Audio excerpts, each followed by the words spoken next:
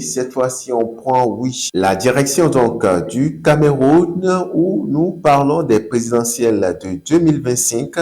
La surprenante explication d'un candidat sur le non-versement de sa caution électorale.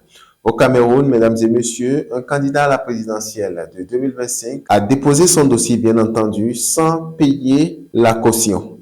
Sa réponse au non-versement de la caution est plutôt surprenante. Il s'agit précisément de Bessie Ping, le candidat du Rassemblement des forces écologiques pour la relance de l'économie, qui a marqué les esprits lors du dépôt de son dossier de candidature pour la présidentielle du 12 octobre 2025 au Cameroun. Le candidat qui fait l'actualité au terme de l'enregistrement des dossiers de candidature est Bessing, candidat du Rassemblement des forces écologiques justement de relance de l'économie. Et dernier a officialisé sa candidature.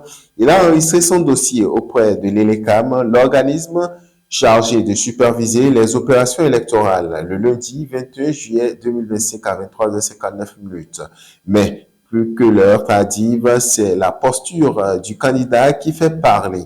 Tenez, à l'ELECAM, il a déclaré ne s'acquitter de la somme de 30 millions de francs CFA exigée au titre de la caution électorale et justifie son refus par le fait que l'État lui doit de l'argent et il n'entend pas avancer un seul franc de plus.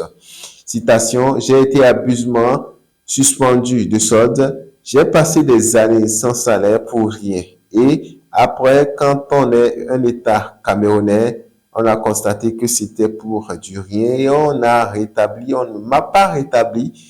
Justement, le rappel a fait déclarer par voie de presse locale le candidat après le jour de son dépôt. Le trésor, dit-il, suffisamment est déjà dans mon argent. Avec les intérêts qu'ils me doivent, je ne peux pas venir ajouter l'argent sur l'argent, a déclaré le candidat dans une intervention diffusée dans le journal de la chaîne camerounaise Equinox TV. 81 candidats ont été enregistrés à la clôture des dépôts. Parmi celles-ci, 55 portés par les mêmes patries et 26 indépendants avec une majorité écrasante, soit 14 hommes dont 7 femmes.